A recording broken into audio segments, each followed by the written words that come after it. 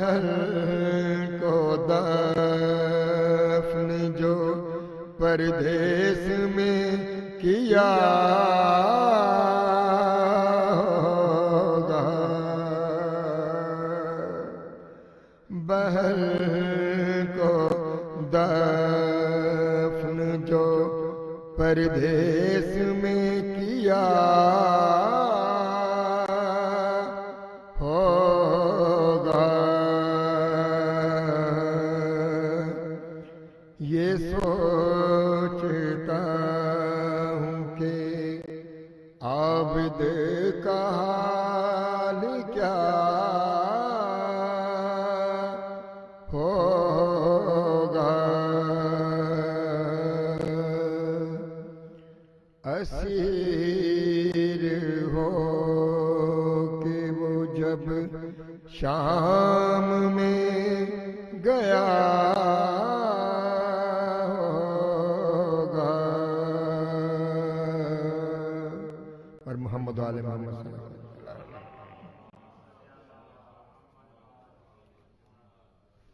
جزاک اللہ بخاری صاحب، جزاک اللہ۔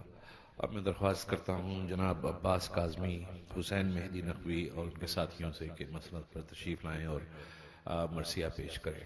برائے خوشنودی امام زمانہ بلند تر صلوات، اللہم صلی علی محمد و آل محمد۔ اور محمد و آل محمد صلی اللہ علیہ وسلم۔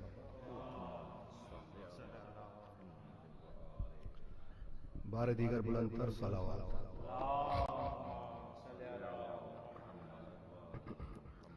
برائے تاجیل ظہور امام زمانہ بلند تر صلوات، اللہم صلی علی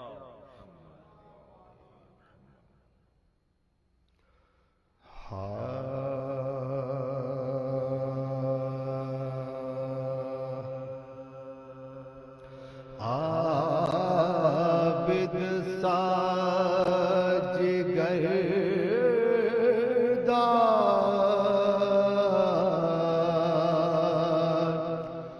نہ دیکھا نہ سنا،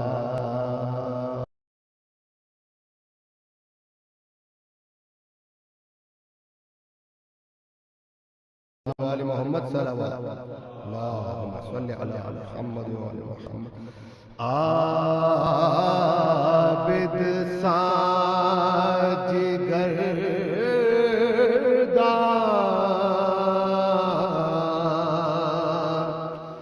نہ دیکھا نہ سنا،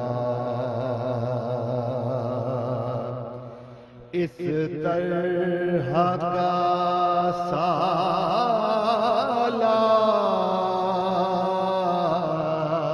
سالار نہ دیکھا نہ سنا، اس طرح کا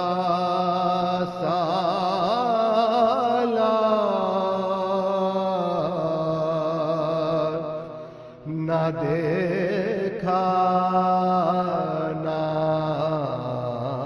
سنا،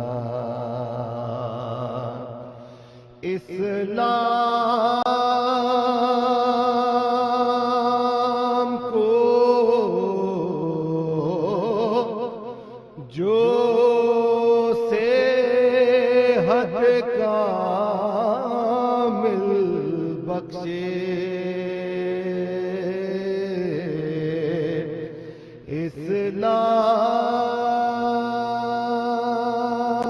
اسلام کو جو صحت کامل بخشے، ایسا کوئی بیمار نہ دیکھا نہ سنا، عابد ساج گردان، نعرہ صلوات۔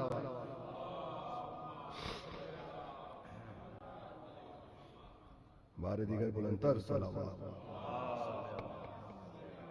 قبلہ جانب استاد قمر جلالی کا لکھا ہوا سلام پیش خدمت ہے. ایک بار پھر بلندتر صلوات.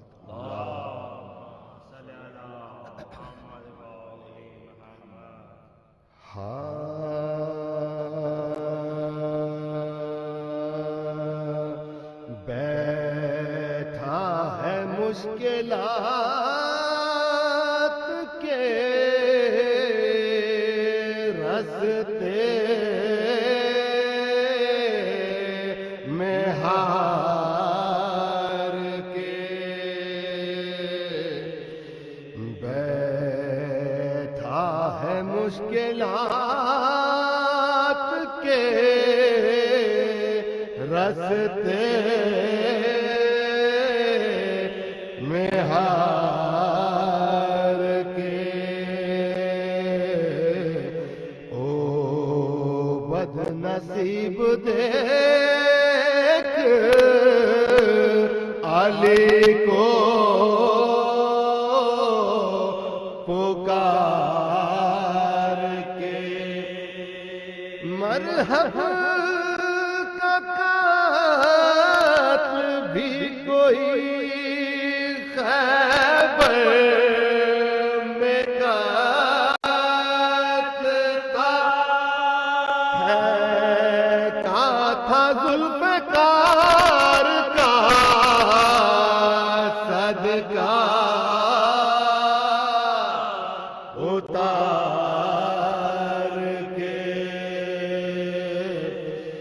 بیٹھا ہے مشکلات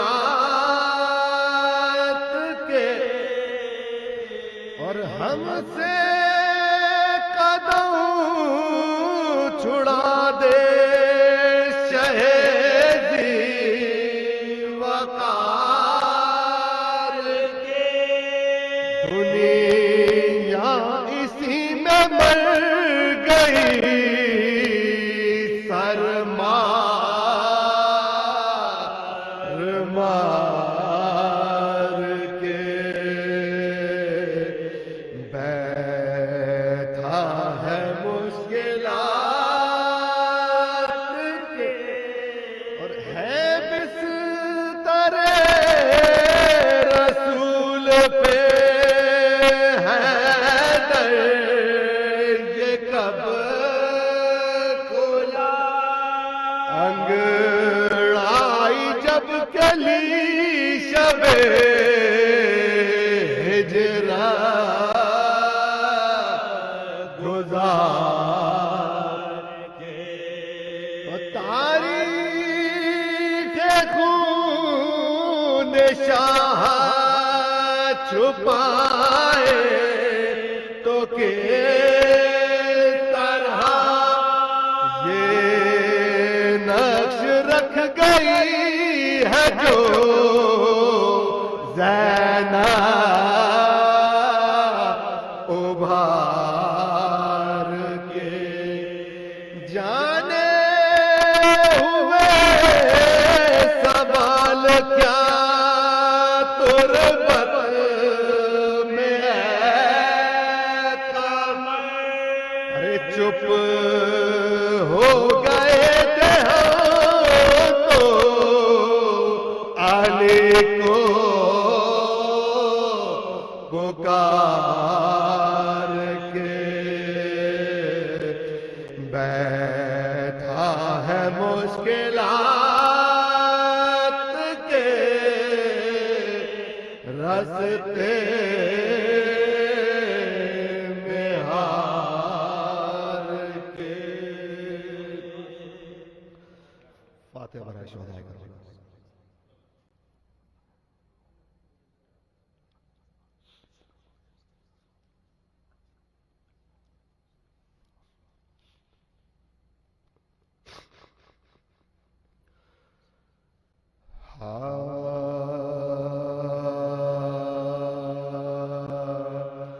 یوں رقم کرتا ہے ایک راوی مغموم و فگار پہنچا جب قافلہ کوفے میں بحال نادا دیکھتا کیا ہے کہ سر کچھ تو ہے نیزوں پہ سا ایک سر گھوڑے کی گردن میں بندھا ہے ناچا ایک سر گھوڑے کی گردن میں بندھا ہے ناچا پوچھا کیوں گردن رہوار میں اس کو باندھا کس خطا پر اسے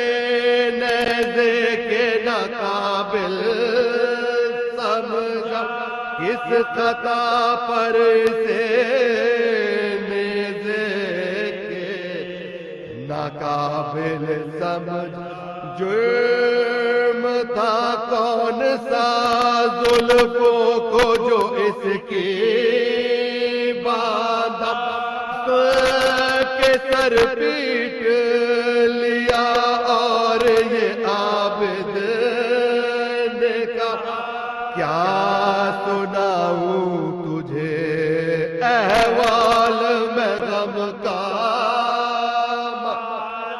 یوں تو مشہور ہے یہ چاند بنی ہاشم یوں تو مشہور ہے یہ چاند بنی ہاشم بھائی کہتے تھے شہنشاہ مدینہ ان کو آج سب کہتے ہیں سکائے سکینہ شمر نے جب کے چڑھایا تھا انہیں نیزے پر سب نے دیکھا کہ پھری چار طرف ان کی نظر تھر تھرانے لگا خورشید صفت نیز گر پڑا کانپ کے پھر سر یہ زمین کے اوپر گر پڑا کانپ کے پھر سر یہ زمین کے اوپر دوسری مرتبہ پھر سر کو بلند اس نے کیا پھر اسی طرح سر پاک زمین پر آیا پھر اسی طرح سر پاک زمین پر آیا تیسری مرتبہ پھر سر نہ زمین سے اٹھا آیا گھبرایا ہوا پاس میرے اور یہ کہا کیا سبب ہے جو نظر نیزے کے اوپر تازیہ نے بھی لگاتا مجھے لایا اس جب تازیہ نے بھی لگاتا مجھے لایا اس میں نے سر رکھ دیا اپنا جو زمین کے اوپر آئی آواز کے سن اے میرے مظلوم پہ ہم نہیں چاہتے نیزے کی سواری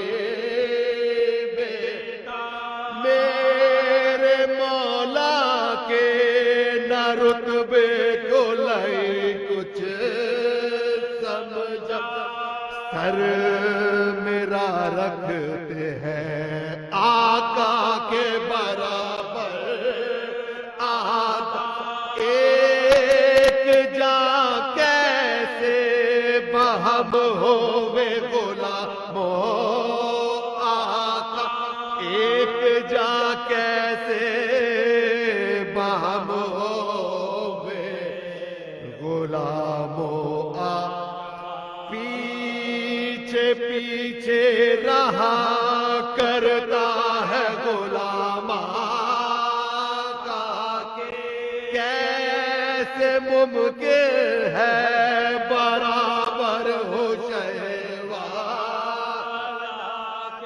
کیسے ممکن ہے برابر ہو شہ والا کی دوسری وجہ یہ ہے سر جو چڑھنے سے سر کھلے بنتے علی سامنے آتے ہیں کانپ اٹھتا ہوں میں غیرت سے میرے رش کے حیف ہے جن کو فرشتوں نے نہ دیکھا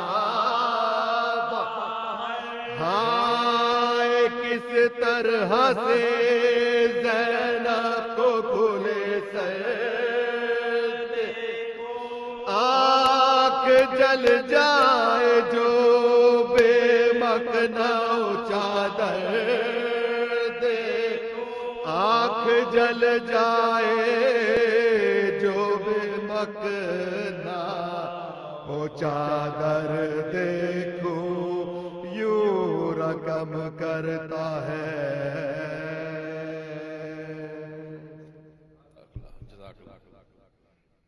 بر محمد و آل محمد صلی اللہ علیہ وسلم محمد و آل محمد مومنین تو مختصر اعلان کل انشاءاللہ ہم ہر ہفتے کی طرح نماز جمعہ کا اہتمام ہے امام بارگاہ میں جس کی امامت قبلہ رضا حسین زیدی صاحب کریں گے تو آپ سب سے شرکت کی درخواست ہے نماز جمعہ میں کل شب اور بروز ہفتہ مجلس کا آغاز 6 بجے ہوگا اور ان 2 دنوں میں فرحان علی واری صاحب یہاں نواخوانی کریں گے تو آپ سب سے درخواست ہے کہ وقت کا خیال رکھتے ہوئے 6 بجے کی مجلس میں شرکت کریں گے انشاءاللہ کل اور پرسوں بروز ہفتہ اب میں درخواست کرتا ہوں حجت الاسلام قبلہ علامہ رضا حسین زیدی صاحب سے کہ منبر پر تشریف لائیں بر محمد و آل محمد صلوات اللہ صلی اللہ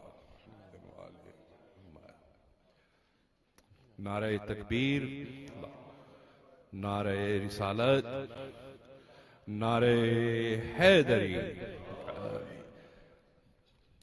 بار دیگر صلوات اللہم صلی علی محمد وعلی محمد وعجل فرجہ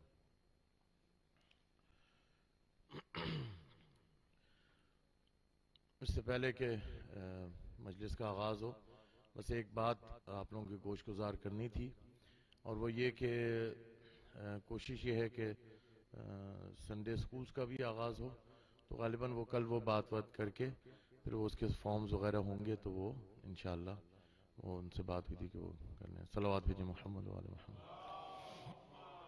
محمد و آل محمد وعجل فرجهم اعوذ باللہ من الشیطان الرجیم بسم اللہ الرحمن الرحیم وبه نستعین انه خیر ناصر و معین وصلی اللہ علی محمد وآلہ الطاہرین ولعنت اعدائهم اجمعین اما بعد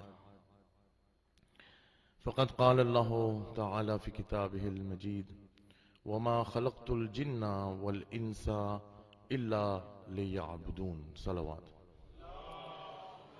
صلی علی محمد In these 4 days, I will try to explain the jurisprudence of the Shia sect.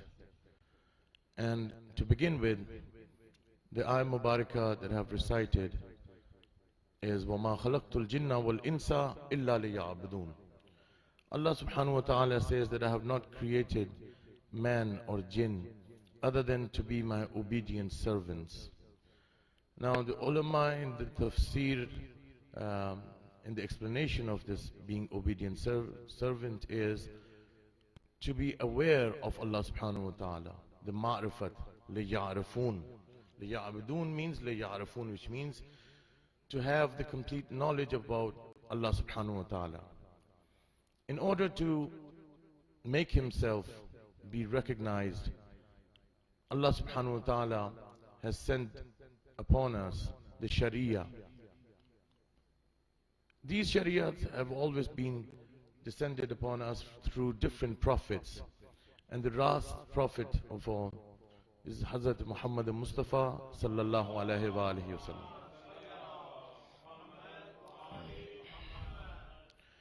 Now, you see, sometimes when it is very hard to follow the Sharia, because the thing is, the essence of the Sharia is to follow it when you're willing to do it.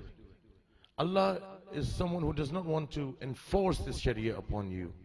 You know, we're not like the Taliban. If we are not supposed to be like Taliban, so Allah, least of all, Allah is not like that as well. So Allah himself says, La ikraha fi deen, there's no compulsion in religion. So he sends his Sharia to us, but he needs us to be aware of why the Sharia has been sent. And every law that is written and sent down upon us has a philosophy behind it. Why do we pray 5 times a day? Why do we fast? Why do we go to Hajj? So on and so forth. And before I go into these details and the philosophy behind the jurisprudence, there's one problem that exists, which is that in these days we are unable to go and see the Prophet sallallahu alaihi wasallam and ask him the questions about anything in relation to the religion, right? Because apparently he's not amongst us at the moment. And then we have the 12 Imams, alayhim salam. But the problem is that even these 12 Imams, the last Imam, we cannot see him and we cannot meet him, even though he exists amongst ourselves. And the example that's given is like the brothers of Yusuf, the Prophet, alayhim salam, could not recognize Yusuf, but Yusuf was amongst themselves and could be seen and was visible. So Imam Zaman, the 12th Imam, is amongst us. He lives amongst us, but we do not recognize him. But sometimes when we go to Hajj or for the Ziarat, we see his enlightened face and we do not recognize him. So therefore there's a tradition that when he reappears, a day will come when he will reappear. Allahumma ajil li waliyakal faraj. Allahumma salli ala Muhammad wa ala. That is the day when many of the Shias, many of the people, even the non-Shias, will say, yes, I know this gentleman. I've seen him. You know, I've seen my Imam before, but I did not recognize him to be my Imam. But the problem is, if we have a problem, we need to find out the solution to that problem about the Sharia. We cannot even approach Imam Zaman. So where do we go from here? The only thing left is that we read the riwayat of Masumeen alayhimus salam and come to a conclusion, or from the Quran. These are the two sources. But are we qualified to do that on our own? It's a very difficult task. Why? I'll just tell you why in a minute. The main basic reason is that it's in Arabic. Quran was descended upon us, revealed upon the Rasulullah sallallahu alaihi wasallam in Arabic. And all of the riwayats and all of the traditions that we have from Imam Masumeen alayhi salam are in Arabic as well. So what do? Right? So first of all, we need to understand. We're going to go step by step for the youngsters to understand. You see, there is no compulsion on anyone. I mean, it's not like only the ulama are supposed to be the people who are going to read the Sharia and give us, you know, their their fatwas. Religion is open to everybody. اطلب العلم من المهد إلى اللهد, right? But the only thing that is asked for is your expertise, your qualifications. So if you decide to be an authority on religion, which most of you can, even if you're like in 40s or 50s. I've seen in Qom, there were doctors and engineers who would come and study the jurisprudence of a religion. So there's no limitation of age or anything of that sort. You can just get up and one day decide to go to Qom or Najaf. So anybody can do that. But once they do that, you see, once you have to learn Arabic. And Arabic is divided into two parts. One is sarf and the other part is nahv. The grammar of Arabic can be divided into, it's a little boring, but I'm just going to get to a conclusion for you guys to understand what's going on. I mean, why do we need ulama for example? Yeah? Why do we need mujtahideen? Why do we need anybody at all? I mean, why can't we just open a book and like start reading and say, well, our imam said this and I'm going to follow this. That's it, period. Why do we need the maraji for that matter, right? Well, I'm going to explain everything step by step in these 4 days, and then we will draw a conclusion if it is possible or not. I would ask you to recite a loud salawat and Muhammad wa ali Muhammad. Sallallahu ala Muhammad. You see, so it's very logical. I'm going to move from the logical end to make everybody understand what the problem is and what the issues are and how to solve it. You see, all of the riwayats, like I said, all of the traditions we have are in Arabic. Quran is in Arabic. So in order to understand those things, can we just rely on the translation of Quran, for example? Well, translation is something that you cannot rely upon, right? You cannot get the complete 100% results through the translation, because one person might be translating a different way from the other one. For example, if you've got a tafsir in Urdu, you'll find that everyone has translated the same ayah differently. And the same goes in English or in Persian or any other language. So that means that everybody has not been able to come to a single conclusion that this is the translation, let alone Shias or Sunnis or whoever. So in order to understand the context and why this ayah was revealed and why Allah subhanahu wa ta'ala revealed this ayah, you have to understand, first of all, the exact meanings of that verse. And it is in Arabic, and so therefore you have to learn the Arabic that existed in the olden days, number one. And number two, the grammar of Arabic. And by the way, I just told you the grammar is divided into two parts, sarf and nahv. Now this sarf and nahv was taught by Amir al-Mu'mineen Ali ibn Abi Talib alayhi salam. What is sarf? Sarf talks about the words of Arabic, the roots of any word.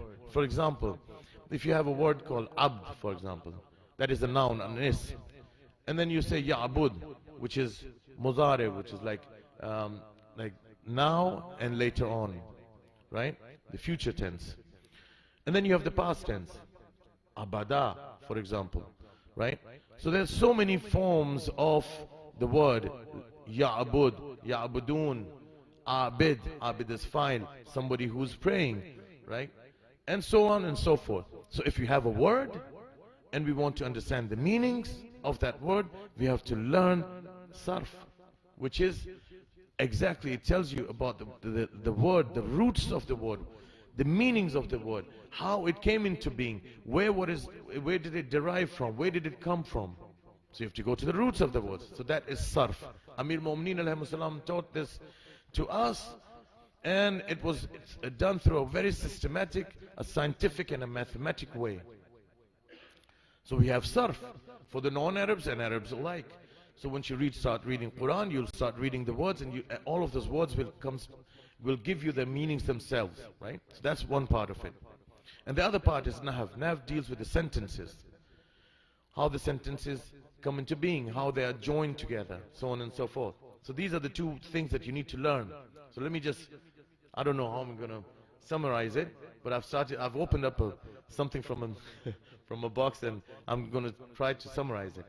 Now these are the two things that you must, have the knowledge of, the Arabic grammar and the Arabic language of those olden days. Now you're going to start reading Quran, but now you will just have the meanings of it. Just the meanings, but what the meanings, I mean the dictionary. Like you open up a dictionary and you see, okay, there are like 4 or 5 meanings to it. So what are you going to do? What were the intentions of Allah subhanahu wa ta'ala when He sent down this ayah upon us? Can we just rely on just the meanings of it? What if there are like 5 or 6 meanings of the same word? What are you going to do? So what you do is, you rely upon all of other the verses in Quran in relation to the same topic that you're reading. For example, somebody's lying, yeah? So you said lying, for example, yeah? You cannot just talk about one verse and draw a conclusion, or anything. Just one verse is not enough. So you need all of the verses in Quran in order to draw a conclusion. That's only logical, right? That's how tafsir is done. But is that enough? No, that's still not enough. You need all of the riwayats also from Imam Ma'sumin al-Hamsa. What did the Imams had to say about this ayah Mubarakah, right? So now you're going to read all of the riwayats in relation to this topic that you want to read about, or this verse, and then you will draw a conclusion. So in the end you will have a complete meaning of that verse with you. That's just about the book. But then there are other sources that you need to look at once you want to go and draw a conclusion about a problem in the jurisprudence, a masala fiqhi, for example. Most of the elders do understand, but for the youngsters I want to say the laws that Allah subhanahu wa ta'ala has given us, right? So it's the book. We need sources. Nothing was revealed on us. This Sharia was revealed on Rasulullah sallallahu alaihi wasallam. Allahumma salli ala Muhammad.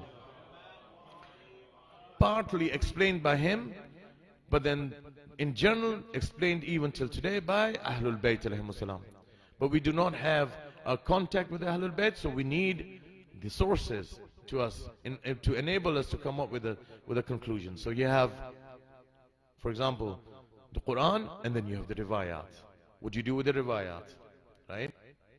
Now, the first source is Quran, the other is Sunnat Ma'sumin alayhimus salam. Now what is the Sunnat?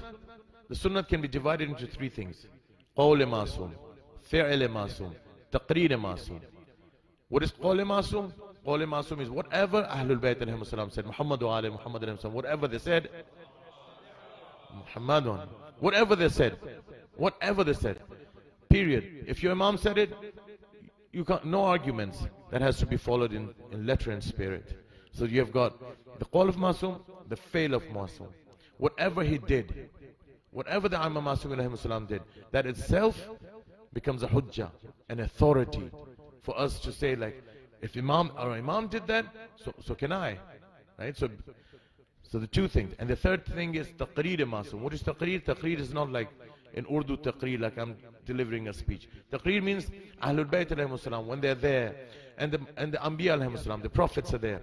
Whatever you do in front of them, any deed committed in front of the Ahlul Bayt or the Anbiya alayhi salam, and they don't stop you from doing that, right? Because anything wrong that goes on in front of the Anbiya, the prophets, or the Imam Ma'sum alayhi salam, they will instantly stop you. They'll say, no, this is wrong. Even if you don't listen, that's not the issue. But the issue is that they will definitely say that whatever is going on, whatever you're doing, whatever is happening in the society, or whatever is going on in the larger picture, for example, in a country, that's wrong. They will say it. Right? So that is Taqreer Ma'sum. But if they don't say anything about a certain thing, that in itself becomes hujjah, and it can be followed. Well, for example, I went there and my Imam alayhi salam was standing there, and I did such and such thing, and Imam didn't stop me. Since he did not stop me, it is halal. Right? So that is Taqreer Ma'sum. Now, How are we going to understand this taqrir masum? No, I don't know, the time is going on and it's flying, but you guys understand and you guys are enjoying, so let me just, should I carry on? Or should I carry on? Allahumma salli ala Muhammad. Well, I'll stop here with the, I'm talking about the sources that you can have to enable us to come to a conclusion about the Sharia, right? These are the two sources that I've talked about. One is Quran, the other one is the Sunnah of Ma'sumin alayhi salam. Ahsan. So my brother is listening, right? The other thing other than that is Aql, right? Aql is also a source. What is Aql? Aql is the brilliant mind that Allah subhanahu wa ta'ala has given to us. For example, if somebody lies, you don't need to follow any religion to understand lying is bad, right? Or to come to a logical conclusion, this is wrong, this is bad, this is right, right? So that is aql, which is also a source. And the fourth is ijma. What is ijma? Ijma is different from the ijma of Ahl Sunnah, and there's a difference between the ijma of the ones that we have in Ahl Tashayyu. Ijma means, the Ahl Sunnah say, ijma is like all of the Muslims, when they unite over an issue and they come to a conclusion, that is ijma for the Ahl Sunnah. For us, it is not a conclusion, it's not a hujjah. Why not? Yeah, what we do is, for example, Allama Hilli, Allama Majlisi, Shaykh Saduq, all of them, or for example, these days, for example, Sayyid Sistani, Ayatullah Hafiz Bashir Najafi, or Ayatullah Wahid Khurasani, or Ayatullah Ruhani, Ayatullah Luzma Khuya, or Gul Pagani, Ayatullah Marishi Najafi. These scholars came to a conclusion that the jurisprudence, in our jurisprudence, this is halal, this is haram. And if they talk about one single law, right? One single masala in Sharia, fiqh, masala fiqh in, right? A law, okay? They come to a conclusion, even if they're like 4 or 5 of them, if they've come to that conclusion. And how will they come to that conclusion? Their source is Quran and Ahlul Bayt. It is not like they've come to a conclusion and like in the Hussainiyah, they're like 4 people or 5 people, and they said, from today we're going to have the Majlis at 6 o'clock and tomorrow we're going to have it at 8, for example. Yeah? That's not ijma. The ijma comes from these 4 scholars or the 5 scholars. They've come to a conclusion because their source was Quran and Ahlul Bayt. So that is our ijma. That is the ijma of the Shias. So you have these 4 sources. The Sunnah have qiyas. Ahl Sunnah have qiyas also, as they use qiyas as also as one of the sources for drawing a conclusion. What is qiyas? Qiyas is like, for example, I say, okay, water is colorless.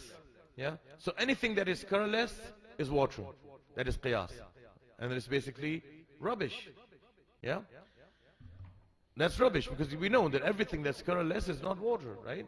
So therefore, qiyas for them was a necessity, because they did not have a source. They did not accept Ahlul Bayt alayhimus salam to be the authority on religion. Because we have the Sunnah of Ma'sumin alayhimus salam with us, we do not need qiyas. In fact, it is batil, void, as a source to be used in our religion, right? So they need qiyas. What can they do? They can just stop until Rasulullah sallallahu alayhi wa sallam, and after Allahumma salli ala Muhammad, and after Rasulullah, there are so many things that they do not have any answer to. So what do they do? What do they do? They just follow qiyas, which is rubbish. Salawat bi Muhammad wa ala Muhammad. Allahumma salli ala Muhammad wa ala. So inshallah we'll carry on from here tomorrow. I don't know if it's useful. Do you think it's useful? Then I'll carry on tomorrow, inshallah. Please recite a loud salawat on Muhammad wa ala Muhammad. Allahumma salli ala Muhammad wa ala Muhammad. आप सबसे दरख्वास्त करता हूँ कि इस मजलिस की कबूलियत के लिए, अपनी हाजात की कबूलियत के लिए, और हमारे वक्त के इमाम ज़माना अलैहिस्सलाम के ज़ुहूर में ताजील के लिए एक मरतबा सूरह फातिहा पढ़ के खातून जन्नत हज़रत फ़ातिमा ज़हरा सलामुल्लाह अलैहा की बारगाह में फातिहा पढ़ के हदिया कर दीजिए। बिस्मिल्लाहिर्रहमानिर्रहीम, अल्हम्दुलिल्लाहि रब्बिल आलमीन, अर्रहमानिर्रहीम, मालिकी यौमिद्दीन, إياك نعبد وإياك نستعين اهدنا الصراط المستقيم صراط الذين أنعمت عليهم غير المغضوب عليهم ولا الضالين. صلوات. اللهم صل على محمد وآل محمد. ما شاء الله لا حول ولا قوة إلا بالله العلي العظيم. حسبنا الله ونعم الوكيل، نعم المولى ونعم النصير. أعوذ بالله من الشيطان الرجيم. بسم الله الرحمن الرحيم. الحمد لله رب العالمين بارئ خلائق أجمعين، ثم الصلاة والسلام على أشرف الأنبياء وسيد المرسلين وعلى أهل بيته الطيبين الطاهرين المظلومين المعصومين، ولعنة الدائمة على أعدائهم أجمعين. أما بعد، فقد قال رسول الله صلى الله عليه وآله وسلم: إني تارك فيكم الثقلين كتاب الله وعترتي. صلوات. صلی اللہ علیہ محمد وعلی. دامن وقت میں گنجائش نہیں ہے، لیکن کوشش کروں گا کہ انشاءاللہ ان 4 دنوں کے اندر جو آپ کی خدمت میں ہوں، کسی طریقے سے اس موضوع کو سمیٹ کے چلوں کہ رسول خدا صلی اللہ علیہ وآلہ وسلم نے فرمایا، اللہم صلی علی محمد، کہ میں تمہارے درمیان 2 گراں قدر، 2 وزنی چیزیں چھوڑ کے جا رہا ہوں، ایک اللہ کی کتاب اور دوسری میری عطرت، میری اولاد یعنی اہل بیت. یہ 2 چیزیں میں چھوڑے جا رہا ہوں. اس جملے کے اندر حضور نے چونکہ ان دونوں کے بارے میں فرمایا، اور فرمایا ان تمسکتم بہما لن تضلوا بعدی، اگر تم ان دونوں سے مضبوطی سے جڑ کے رہو گے تو میرے بعد کبھی گمراہ نہیں ہوگے. یعنی رسول نے یہ سمجھا دیا اور بتا دیا کہ اگر تم نے ان دونوں میں سے ایک کو، مثلا قرآن کو فقط پکڑ لیا اور کہہ دیا حسبنا کتاب اللہ، تو تم گمراہ ہو. گمراہ ہے بھائی جو کہہ رہا ہے کہ حسبنا کتاب اللہ، ہمارے لیے اللہ کی کتاب کافی ہے. رسول فرما رہے ہیں دونوں کو جب تک مضبوطی سے نہیں پکڑو گے اس وقت تک ہدایت نہیں پا سکتے. لہٰذا ہدایت یافتہ وہی ہے کہ جس نے دونوں کے دامن کو مضبوطی سے پکڑ لیا. یہی مضبوط رسی ہے، خدا ہے. اب آپ یہ دیکھیے کہ تاریخ میں جب ہم دیکھتے ہیں کہ تاریخ میں بہت دفعہ ایسا ہوا کہ لوگوں کا اصل مقصد یہ ہوتا ہے کہ انسانیت کو اہل بیت اطہار علیہ السلام کے در سے دور کر دیا جائے. لہٰذا مختلف شکلوں میں ہمارے سامنے آتے ہیں، مختلف حربے ان کے ہمارے سامنے آتے ہیں. کبھی کوئی بات کریں گے، کبھی کوئی بات کریں گے، لیکن مقصد ایک ہی ہوتا ہے. اور مقصد کیا ہوتا ہے کہ اہل بیت علیہ السلام کے در سے ہٹا دیا جائے. کبھی کسی چیز کا سہارا لے لیں گے. اسی جو حدیث ہے اسی کو لے لیجئے کہ اس حدیث کے ساتھ انہوں نے کیا کیا، انی تارکم فیکم الثقلین کتاب اللہ و عطرتی اہل بیتی. کہا نہیں عطرتی تو تھا ہی نہیں، کہا سنتی تھا. مقصد کیا تھا کہ اہل بیت سے ہٹا دیں. توجہ ہے کہ اہل بیت کی طرف کوئی نہ جائے، بس سنتی کہہ دیا. حالانکہ خود اہل سنت کے محدثین کے معیار کے مطابق اہل عطرتی آیا اور اہل بیتی آیا.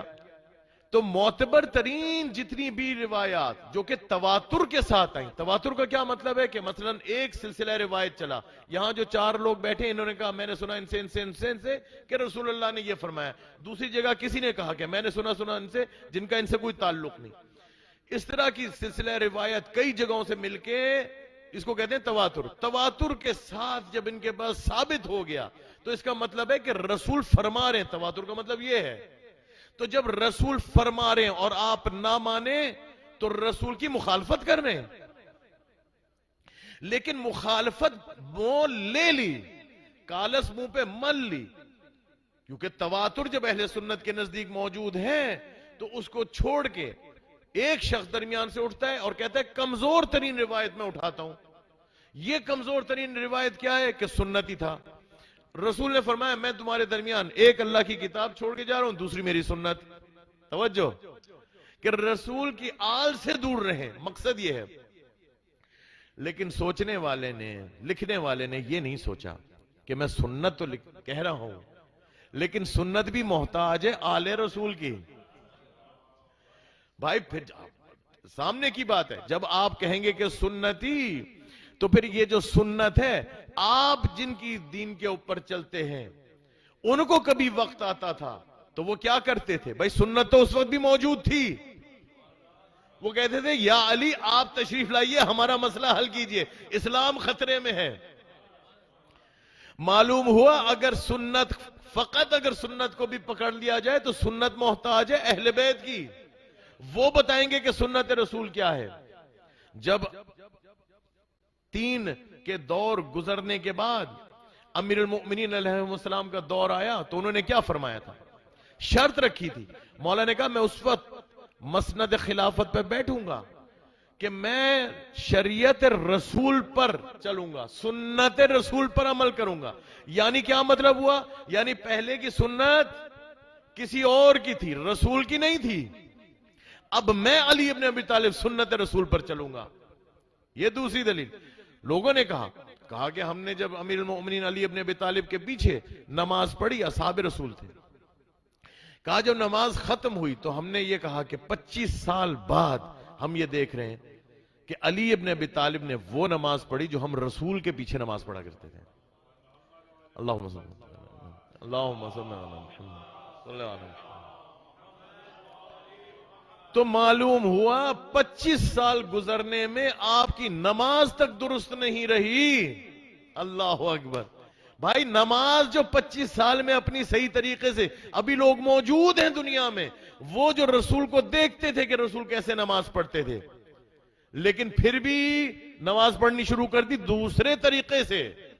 تو اگر 25 سال میں فقط نماز ہی آپ کی درست نہ رہی تو باقی مسائل فقہی کا کیا ہوگا؟ یہ تو پورا دین ہے. اسلام کیا فقط نماز تو نہیں ہے، روزہ ہے، حج ہے، زکوٰۃ ہے، عبادات سے ہٹ کے معاملات ہیں. ارے شادی بیاہ کے معاملات سے لے کے حکومت کے مسائل ہیں، حرام حلال، یہ وہ پورا دین مکمل آیا ہے. الیوم اکملت لکم دینکم. علی ابن ابی طالب علیہ السلام پہ جو دین مکمل ہو رہا ہے وہ پورا دین ہے، جو کہ اگر آپ تک سنتی تک رہتا تو آپ تو نماز بھی صحیح نہیں پڑھ رہے. وضو کہاں سے صحیح پڑھیں گے؟ اغسلوا وجوہکم وایدیکم الی مرافقکم. یہ قرآن کی آیت مبارکہ. دوسروں نے کیا اس کا نتیجہ نکالا؟ کہا کونیوں تک. اغسلوا وجوہکم، منہ دھو اپنا، توجہ، اپنا منہ دھو، ہاتھ دھو کونیوں تک، الی مرافق. مرافق کہتے ہیں اس کو، الی مرافق. انہوں نے کہا کونیوں تک. بس بات ختم ہو گئی. انہوں نے کہا بس ٹھیک ہے اب ہم اسی طرح کیا کریں گے. تو ہمارے آیت اللہ تقدیری تھے استاد خنسار میں، کیا خوبصورت بات انہوں نے کی.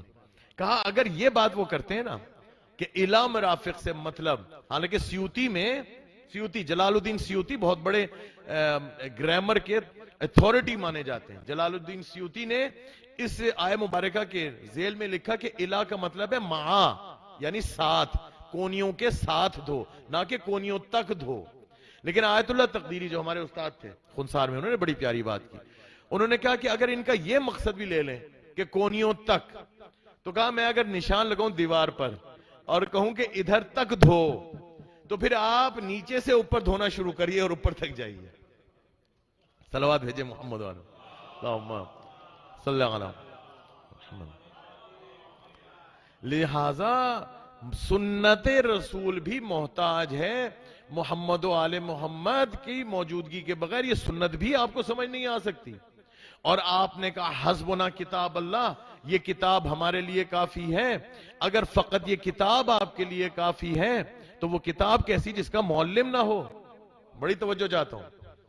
اگر فقط کتاب ہی کافی رہتی تو بھائی کتاب تو اللہ تعالیٰ کوہ طور کے اوپر جس طرح ہوا، اس طرح پہاڑوں پہ مکہ میں جہاں غار ثور یا غار ہرا تھا وہاں پر کہیں پر قرآن نازل ہو جاتا، آسمان سے ایک آواز آتی، کتاب آ گئی. مسلمانوں کے لیے کافی ہے، آج بھی کافی ہے. بھئی قرآن تو تبدیل نہیں ہو سکا. قرآن کیوں تبدیل نہیں ہو سکا؟ اس کے لیے بھی آگے انشاءاللہ بات ہوگی. لیکن قرآن اگر آپ کے لیے کافی ہوتا اور آج اگر کافی ہے تو آپ میں اختلاف کیوں ہے؟ بھائی اگر قرآن کافی ہے تو آپ میں تو اختلاف ہونا ہی نہیں چاہیے. حتیٰ کہ ہر فرقہ اسلام میں جتنے فرقے ہیں، دیوبندی ہیں، شافعی ہیں، حنبلی ہیں، جتنے چاہے آپ فرقے گنتے جائیں، ہر فرقے کے اندر، ہر آیہ مبارکہ کے اندر، بہت ساری آیات کے اندر آپس میں اختلاف ہے. اختلاف کا مطلب یہ ہوا کہ آپ اس نتیجے پہ نہیں پہنچ رہے کہ خدا جو کچھ کہنا چاہ رہے آپ کے پاس وہ نتیجہ نہیں ہے. جب آپ کے پاس وہ نتیجہ 100% واضح طریقے سے جیسے یہ روشنی ہے تو اس کا مطلب ہے کوئی معلم چاہیے. جب تک معلم نہ ہو تو آپ کیسے اس کا مقصد، آپ کون ہیں کہ جو آپ کہیں کہ میں یہ کہتا ہوں کہ اللہ کا مقصد یہ تھا؟ بھائی قرآن آپ پہ نازل ہوا تھا، آپ کو کس نے اتھارٹی دی کہ آپ یہ فرمائیں کہ جناب اس آیہ مبارکہ کا مطلب میرے نزدیک یہ ہے، اللہ یہ فرما رہا تھا؟ کیسے آپ کہہ سکتے ہیں؟ چاہے کوئی بھی ہو. تو آپ کو کوئی ایسی ہستی کی ضرورت ہے جو کہ آپ کو بات یہ فرما دے کہ بھائی اس آیہ مبارکہ کا مطلب یہ تھا، اور اس کے بعد کوئی حیل و حجت کی ضرورت ہی نہ رہے. اسی لیے خدا نے کہا وَيُعَلِّمُهُمُ الْكِتَابَ وَالْحِكْمَةَ، یہ محمد مصطفیٰ اور ان کی آل وہ ہیں جو کتاب میں بھیج رہا ہوں اس کے لیے یہ معلم کی صورت لے کے آپ کے سامنے آئے ہیں. لہذا کتاب بالکل بیکار چلی جائے گی. وہ جو مقصد جس کے لیے قرآن نازل ہوا وہ مقصد فوت ہو جائے گا اگر معلم نہ ہو. بھائی آج تک اگر ان سے پوچھئے کہ قرآن کب نازل ہوا، کیسے نازل ہوا، اب ایک بات کرنے جا رہا ہوں، لطف نہ آئے نا تو کہیے گا صلوات بھیجے محمد والے، اللہم صلی اللہ علیہ محمد، صلی اللہ علیہ محمد. آپ کے پاس اس کا جواب ہے، آپ لوگوں کے پاس جواب ہے. لیکن جب بھائی لوگوں سے کہتے ہیں جناب آپ یہ خالی بتا دیجئے کہ یہ جو قرآن نازل ہوا، ایک طرف اللہ نے کہا اِنَّا أَنزَلْنَاهُ فِي لَيْلَةِ الْقَدْرِ، میں نے قرآن نازل کیا کب؟ شب قدر میں. دوسری طرف کہا کہ لیلۃ المبارکہ میں. اچھا لیلۃ المبارکہ کون سی ہے؟ آیا شب قدر ہے یا نہیں ہے؟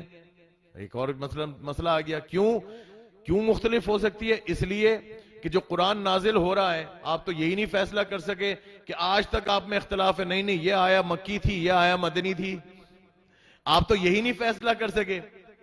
اب رسول کے اوپر جو قرآن نازل ہوا وہ آپ بتائیے، اس کا جواب دیجئے.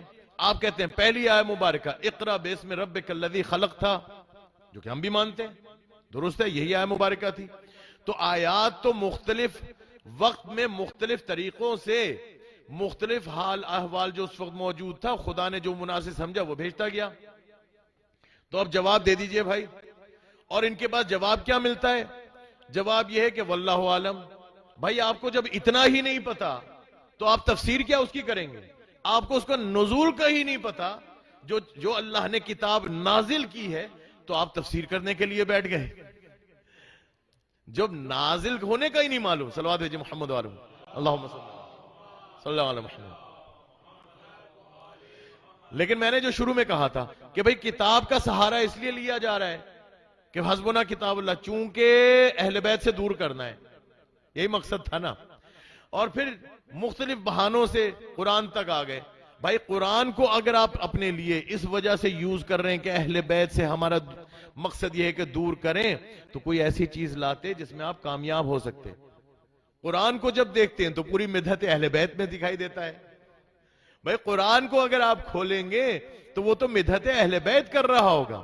لیکن آپ نے جب اسی نتیجے پہ نہ پہنچے تو کنگھال کے کتابیں نکالیں تو ایک روایت کے علاوہ اہل سنت کے پاس اور کوئی روایت نہیں. کہا روایت یہ ہے کہ روایت ہے حضرت ابن عباس سے، وہ بھی خاندان اہل بیت سے تعلق رکھتے ہیں. کیا کہا کہ میں نے علی ابن ابی طالب سے پوچھا، اللہم صلی علی محمد، یا علی یہ فرمائیں قرآن ایک رات میں نازل ہوا، ایک وقت میں نازل ہوا، یہ کہاں نازل ہوا؟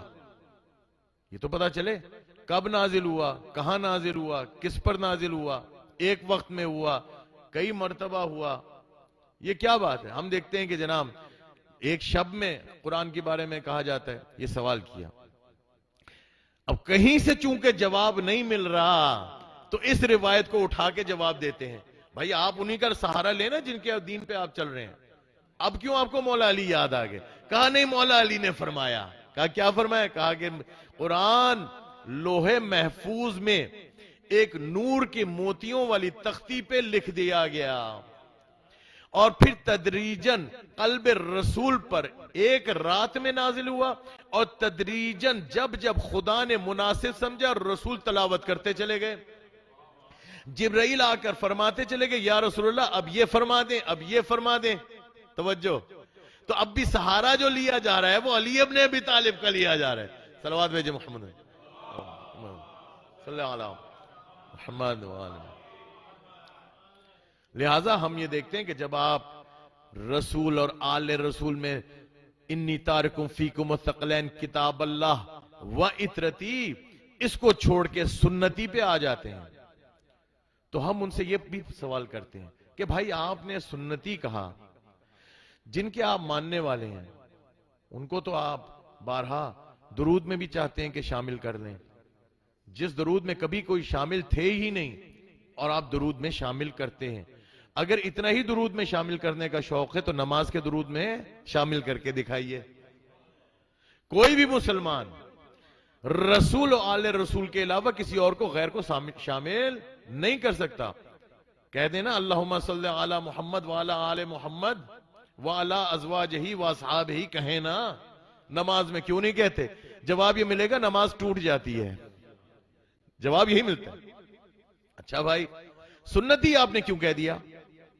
ادھر بھی اصحابی کہہ دیتے نا، کہہ دیتے انی تارکم فیکم الثقلین کتاب اللہ و اصحابی. اللہ دو گراں قدر چیزیں چھوڑ کے گیا، ایک اللہ کی کتاب اور دوسری میرے اصحاب. تو وہ جواب یہ دیں گے کہ بھائی اگر یہ کرتے نا تو مشکل میں پڑ جاتے ہیں. کیوں مشکل میں پڑ جاتے؟ قرآن نے رہنا ہے قیامت تک کے لیے، دونوں کو ساتھ چھوڑے جا رہے ہیں. اس کا مطلب ہے ان ہستیوں کو کسی کو موجود ہونا پڑے گا قیامت تک کے لیے. اصحاب تو چل بسے، بس اب اہل بیت کی ضرورت ہے کہ قرآن بھی قیامت تک رہے اور اہل بیت بھی قیامت تک رہے.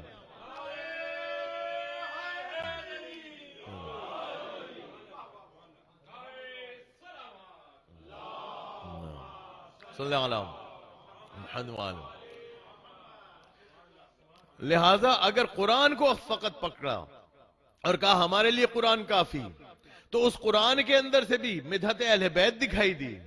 اگر سنت کو فقط پکڑا تو اس سنت محتاج دکھائی دی کہ جب تک آل رسول میں سے کوئی نہ آئے تو ہمیں سنت واضح نہ ہو. لہذا انی تارکم فیکم الثقلین کتاب اللہ و اطرتی، کہا کہ جو تمہارے درمیان دو گراں قدر چیزیں چھوڑے جا رہا ہوں، چونکہ رسول نے یہ فرما دیا اور خدا کا یہی فیصلہ تھا، تو کچھ بھی کر لیں، کچھ بھی کر لیں قیامت تک، جتنی کوششیں کر کے دیکھ لیں، تو آپ کو قرآن کے ساتھ اہل بیت دکھائی دیں گے، اہل بیت کے ساتھ قرآن دکھائی دیں گے. کسی کو بھی کہیں سے کوئی نتیجہ نکال لیں، نتیجہ یہی نکلے گا. اور آپ مواصلت دیکھیں قرآن کی اور اہل بیت اطہار کی. قرآن نور ہے، اہل بیت نور ہے. یہی ہے نا، اہل بیت نور ہے. اللہ فرماتا ہے حدیث قدسی میں کہ کچھ نہیں تھا، بس نور اہل بیت تھا، بس نور اہل بیت تھا. انا و علی من نور واحد، میں اور علی ایک ہی نور ہیں. بس یہ نور اہل بیت. قرآن کے بارے میں فرمایا قرآن نور ہے، بس نور قرآن بھی ہے اور نور اہل بیت بھی ہیں. بڑی تیزی سے وقت جا رہا ہے. طاہر قرآن بھی ہے، طاہر اہل بیت بھی ہیں. انما یرید اللہ لیذھب عنکم الرجس اہل البیت ویطہرکم تطہیرا. کیا خبر، اللہم صلی اللہ علی محمد. فرمایا خبردار قرآن کو مس نہ کرنا مگر یہ کہ تم پاک ہو، مگر یہ کہ طاہر ہو، مگر یہ کہ وضو کی حالت میں ہو. ادھر فرمایا رسول اللہ نے خبردار اہل بیت کے نام کو، خبردار میرے علی و فاطمہ و حسن و حسین الہ صاحب زمان کبھی ہاتھ لگانے کی جرت نہ کرنا مگر یہ کہ حالت وضو میں ہو. ہم تو مجلسوں میں بھی آتے ہیں تو وضو میں آتے ہیں. اچھا اب آپ دونوں کیا دیکھ لیجئے، اسی طرح آگے چلتا جائے. قرآن کے برابری کوئی نہیں کر سکتا، اہل بیت کی برابری کوئی نہیں کر سکتا. اہل بیت میں کوئی غیر ایرا غیرہ نتھو غیرہ شامل نہیں ہو سکتا. قرآن میں بھی کوئی ایک حرف کا اضافہ نہیں ہو سکتا. مماثلت جو آپ کو قرآن اور اہل بیت میں ملتی ہے وہ اتنی ملتی ہے کہ جب آپ دیکھتے ہیں قرآن پہ کوئی مسئلہ آیا تو حضور نے فرمایا کہ مجھے اللہ تعالیٰ کی طرف سے حکم آیا ہے کہ جب قرآن کے اوپر حرف آیا کہ جناب یہ تو قرآن ہم بھی بنا سکتے ہیں, یہ تو کوئی مسئلہ نہیں ہے. جب رسول خدا نے قرآن بنایا تو ہم بھی انہوں نے بنایا ہے, نقل کفر نہ باشد. کہا سورہ کوثر خانہ کعبہ پہ آویزاں کر دیں, سورہ کوثر کیا ہے مدحت فاطمہ زہرا سلام اللہ علیہ. معلوم ہوا اللہم صلی اللہ علیہ وسلم, معلوم ہوا قرآن پہ اگر کبھی کوئی حرف آیا تو اس کو بچانے والے محمد و آل محمد ہیں. محمد و آل محمد پہ کوئی حرف آیا اور اگر مسلمانوں میں سے کسی نے زبان درازی کرنے کی کوشش کی تو اسی قرآن کی مار اس کے اوپر پڑے گی اور قرآن کی آیات اس کو دفاع کریں گی. اس مسئلے کا دفاع میں قرآن کی آیات آ جائیں گی. لیکن حقیقت تو یہ ہے, وقت اب چونکہ کافی ہو چکا ہے, 10 منٹ اوپر بھی ہو جائیں تو اول وقت رہتا ہے. جتنا انہوں نے چاہا کہ قرآن کو اہل بیت سے دور کرنے میں ثابت کر دیں, کبھی دور کر نہیں پائے. بھائی لوگ ختم کرواتے ہیں, بھائی لوگ ختم کرتے ہیں کیا کہ ہمارے فلانے بزرگ چلے گئے, اب وہ محتاج ہیں. چونکہ خود قرآن نہیں پڑھ سکتے تو لہٰذا ہم ان کو بخشوانے کے لیے ان کے لیے قرآن پڑھ رہے ہیں. لیکن نو کے نیزہ پہ امام حسین علیہ السلام نے قرآن کی تلاوت کر کے قیامت تک آنے والے لوگوں کو بتا دیا کہ محتاج تو وہ ہیں مرنے کے بعد, ہم وہ ہیں جو قرآن سے شہادت کے بعد بھی جدا نہیں ہیں. ہمارے سر کو قلم کر دو لیکن ہماری زبان مبارک سے تلاوت قرآن پاک جاری ہوگی. اتنے ظلم ڈھائے گئے, کتنے ظلم ڈھائے گئے. میرے مولا حسین علیہ السلام فرماتے ہیں اے سید الساجدین, اے میرے بیٹے علی, میرے شیعوں کو جا کے یہ کہنا کہ جب بھی ٹھنڈا پانی پیئے مجھے یاد رکھنا, میری پیاس کو یاد رکھنا. یہ آپ نے سنی ہوئی ہے, بارہا میں تکرار نہیں کرنا چاہتا, اس میں ایک جملہ خالی کہنا چاہتا. کہا یہ بھی کہنا کہ مجھ حسین کو رلا رلا کے قتل کیا. میں کہ کبھی میں نہر فرات کے پاس میں گیا اور میں عباس کے کٹے ہوئے شانوں کو اٹھا کے, راوی کہتا ہے کہ ہم نے دیکھا کہ کٹے ہوئے شانوں کو اٹھایا جس طرح انسان تشہد میں جاتا ہے نا, 2 زانو ہو کر مولا نے سینے سے لگایا اور اونچی آواز میں چیخ چیخ کے گریا کرنا شروع کیا, آئے میرا عباس. فرمایا کہ رلا رلا کے مجھے قتل کیا. ایک چھوٹا سا واقعہ آپ کی خدمت میں عرض کرنا چاہتا ہوں. یہ مدینہ شہر کا ایک واقعہ ہے. ایک یہودی تھا, اس کی ایک بچی تھی چھوٹی سی, وہ مریض تھی, شدید مریض, فلج ہوا تھا, فالج تھا اس پر. ہر جگہ پیسے والا تھا, ہر جگہ علاج کرانے کی کوشش کی, علاج نہیں ہوا. سلمان فارسی مل گئے, کہا ڈاکٹر کے پاس لے کے جاؤں. بڑی جگہوں پہ گئے, ہو در علی مرتضیٰ کے پر آ گیا, دق الباب کیا, علی ابن ابی طالب تشریف لے کے آئے. کہا مولا یہ یہودی آیا ہے, اس کی بچی پر فالج ہے. مولا نے کہا اندر آؤ. جب اندر یہ آئے, اچانک امیر المؤمنین علیہ السلام نے مولا حسین کو بلایا. کہا بیٹا حسین ذرا آنا, اور کہا زینب ذرا تھوڑا پانی لے کے آنا. پانی لایا گیا. کہا بیٹا حسین اس میں ذرا اپنا ہاتھ ڈال دو. مولا حسین نے ہاتھ ڈالا, وہ پانی اٹھایا گیا. کہا یہ پانی اٹھاؤ اپنی بیٹی کے بدن کے اوپر مس کر دو. حسین نے مس کر دیا, شفا مل گئی. کہا یہودی کی بچی کو اسی وقت شفا مل گئی. اب یہودی فوراً ایمان لے آتا ہے, مولا میں نے اپنی آنکھوں سے جب یہ دیکھ لیا تو آپ حق ہیں, میں آپ کے دین کو اپناتا ہوں, قبول کرتا ہوں, میں مومن ہو گیا, میں شیعہ ہو گیا, کلمہ پڑھا. کہا یہ بچی میں چھوڑ کے جا رہا ہوں آپ کے پاس, اس کی تعلیم و تربیت آپ کے ذمہ. جب یہ اس مرحلے پہ پہنچ جائے کہ اب اس کو تعلیم و تربیت کی ضرورت نہ رہے, روزمرہ کے مسائل سمجھ میں آ جائیں تو میں لے جاؤں گا. مولا نے فرمایا ٹھیک ہے, لیکن تمہیں ایک دن بلاؤں گا اور تمہیں لے کے جانا ہوگا. کہا زینب اس بچی کو حجاب سکھا دو. کہ بچی کو پاکی ناپاکی کے مسائل بتاؤ، نماز سکھاؤ، وضو سکھاؤ، مسائل سکھاؤ. بی بی زینب سلام اللہ علیہا اس کی تربیت کرتی نہیں. اب ایک دن مولا نے اس کو بلایا اور کہا اپنی بیٹی کو لے جاؤ، ابھی بچی تمہاری جوان ہوتی جا رہی ہے، اور یاد رکھو بچیاں جو ہوتی ہیں نا وہ اپنے باپ سے بہت محبت کرتی ہیں. شادی سے پہلے اپنے باپ سے محبت کرتی ہیں، شادی کے بعد اپنے میاں کے ساتھ. کہا اس کو لے جاؤ، لے گئے. شام میں واپس کیا، یہ بچی جوان ہوئی. امیر شام کی طرف سے دعوت آئی اور یہ کہا گیا کہ میں اپنے بیٹے یزید کے لیے تمہاری بیٹی ہند کا رشتہ مانگ رہا ہوں. شادی ہو جاتی ہے. یہ ہند کافی عرصے تک اسی محل میں رہتی ہے یزید کے. نام ہند ہے، یزید کی بیوی ہے. بس مختصر کر رہا ہوں.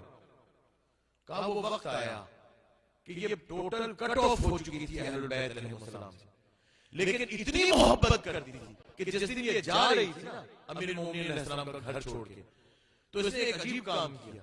کہا بابا مجھے نہ لے جاؤ ادھر سے، یہ فاطمہ الزہرا سلام اللہ علیہا ہے، مجھے ان سے بہت محبت ہے. یہ زینب کبریٰ ہے، یہ ام کلثوم ہے، انہوں نے مجھے حجاب سکھایا، انہوں نے مجھے دین سکھایا. کبھی سیدہ کے قدموں میں گرتی تھی، کبھی زینب کبریٰ کے قدموں میں جا کے گرتی تھی. بیوی آپ کو میں کیسے چھوڑوں، یا علی آپ کو میں کیسے چھوڑوں.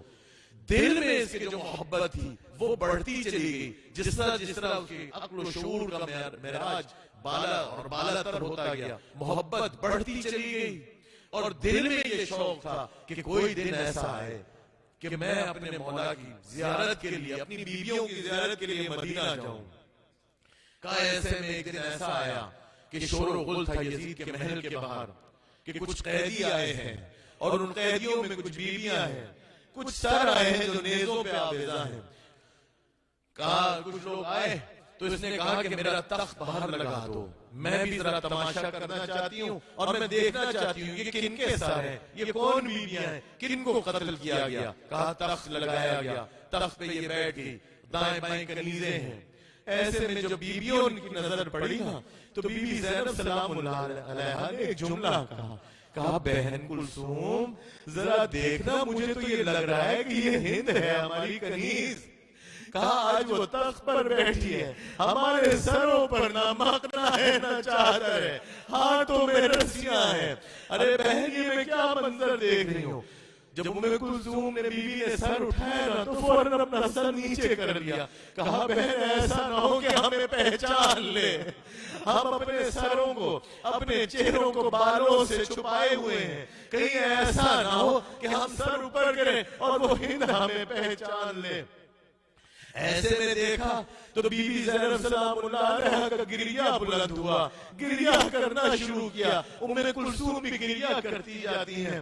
تو ایسے میں ہند ذرا متاثر ہوئی ان کے گریہ سے اور پھر کہنے لگی اے بیویوں ذرا اپنا نام تو بتانا، یہ بتانا من ای بلد انتم، آپ لوگ کون سے شہر سے ہو، کون سے ملک سے تعلق رکھتے ہو. فرمایا نحن من بلد المدینہ، ہم لوگ مدینہ شہر سے تعلق رکھتے ہیں. مدینہ کا نام سنا تو اس ہند نے اپنا تخت چھوڑ دیا، تخت چھوڑ کے زمین پہ آ گئی. بی بی نے پوچھا ہند تو نے اپنا تخت کیوں چھوڑ دیا؟ کہا میں مدینے والوں کا بڑا احترام کرتی ہوں، آپ مدینے سے ہیں. ارے کہا کیوں مدینے کا احترام کرتی ہو؟ کہا وہاں میری بیویاں ہیں، وہاں میرے مولا حسین ہیں. ارے جو بھی اس سرزمین سے تعلق رکھتا ہے ان کا میں بہت احترام کرتی ہوں. پھر آگے بڑھی اور کہنے لگی اچھا بیویوں یہ تو بتانا کہ مدینے سے تعلق ہے نا، تم نے اتنا تو دیکھا ہوگا کہ میرے مولا حسین کا گھر کہاں ہے، تمہیں اتنا تو پتا ہوگا. ارے میری بیوی زینب کا گھر کہاں ہے؟ کہا جانتی ہیں ان کا حال احوال تو بتا دیجئے. ارے میری بیوی زینب کا کیا حال ہے، میرے مولا حسین کا حال بتائیے. یہ سننا تب ارے بیوی زینب نے اپنا سر پیٹنا شروع کیا. کہا ہند ارے دیکھ سامنے نو کے سنا پر ارے تیرے مولا حسین کا سر ہے، برابر میں جو دیکھتی ہے وہ تیرے مولا حسین کے بھائی ابوالفضل عباس کا سر ہے. کہا یہ قیدی جو تو دیکھ رہی ہے ارے گلے میں توق و سلاسل، ارے ہاتھوں اور پیروں میں بیڑیاں، یہ سید الساجدین علی ابن حسین تیرے مولا حسین کے بیٹے ہیں. کہا اچھا میری بیوی زینب کا تو بتاؤ. کہا اے ہندلہ دیکھ تو صحیح میری طرف. ارے میں تیری زینب ہوں, یہ ام کلثوم ہے. ارے یہ سننا تھا. ارے ہند نے ایک پتھر اٹھایا, اپنے سر پہ مارا, سر سے خون جاری ہوا, بے ہوش ہو گئی. راوی کہتا ہے کہ بی بی زینب نزدیک آئی. جب ہوش میں آئی نا, بی بی زینب نے کہا ہند تیرا شوہر بہت ظالم ہے, ارے جاؤ اس کی طرف چلی جا, میں ڈرتی ہوں, مجھے خوف ہے کہیں وہ تجھے کوئی ضرر نہ پہنچا دے. یہ سنا نہ تو وہ کھڑی ہوئی. کہا بی بی آپ میرے بارے میں فکر کرتی ہیں.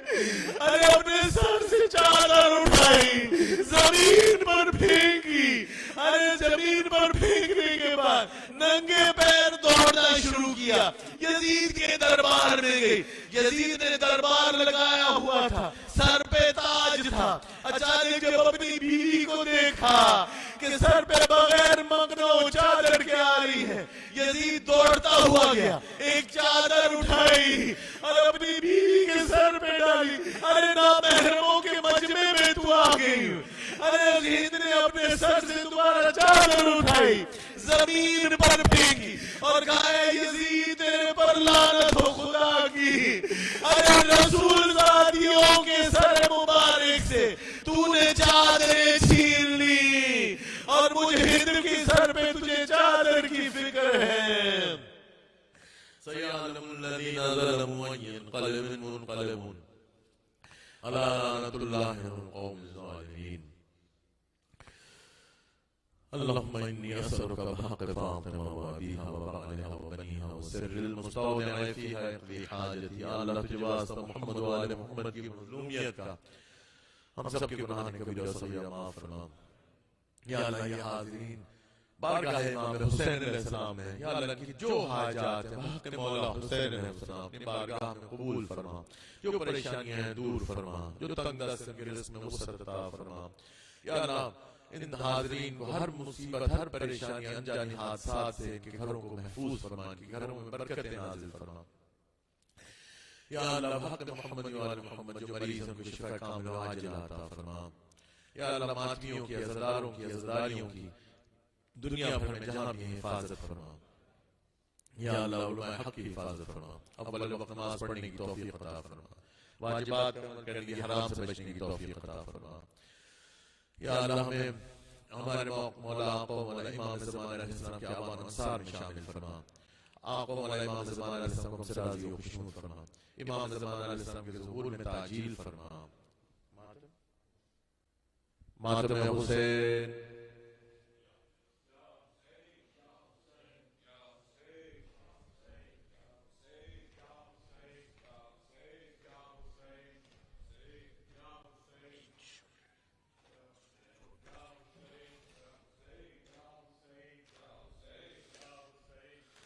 آل عمران کہاں اور زندان کہاں, یہ بہن قید ہوئی تو نہ آیا غازی. جبردہ سے میں سزا دے دی رہی تو نہ آیا غازی. جبردہ سے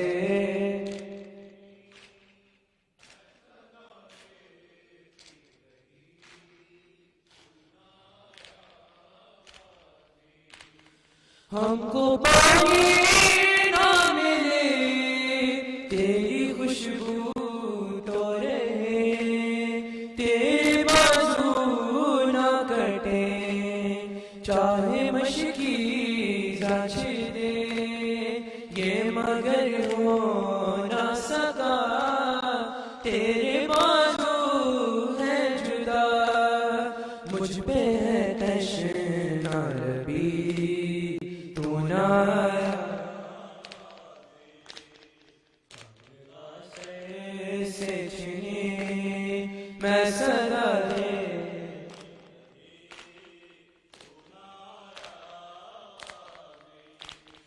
کیا کہوں شیر میرے بیردام کو لیے یہ مسلمان سارے شہر شہر گئے خلقت کوفہ کبھی خلقت شام کبھی بارہا ہم پہ ہنسی تو نہ آیا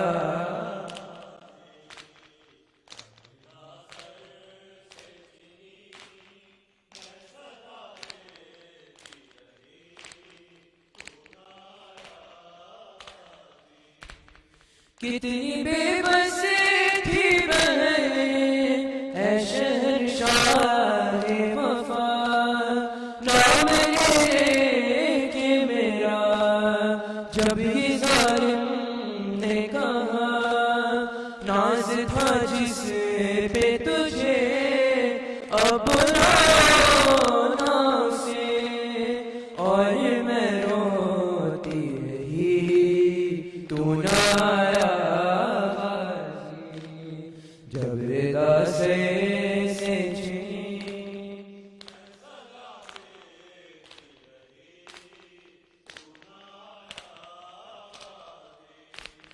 قد خانے میں قضا جب سکینہ کو میری دیکھ گل دیکھا کفن بچی دفنائی گئی اس گھڑی نام تیرا صورت نام تیری بس میں دہراتی رہی تو نہ آیا غازی جب رضا سے چھنی میں صدا دیتی رہی تو نہ آیا غازی یا حسین یا حسین یا حسین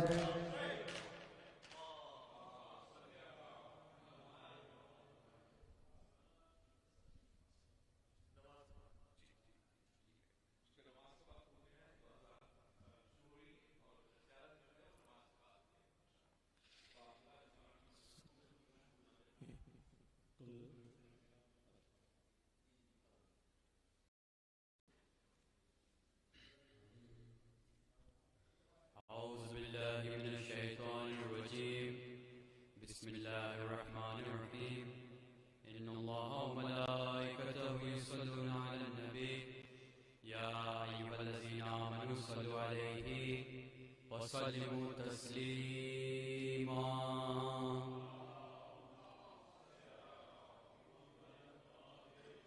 سبحان الله والحمد لله ولا إله إلا الله والله أكبر ولله الحمد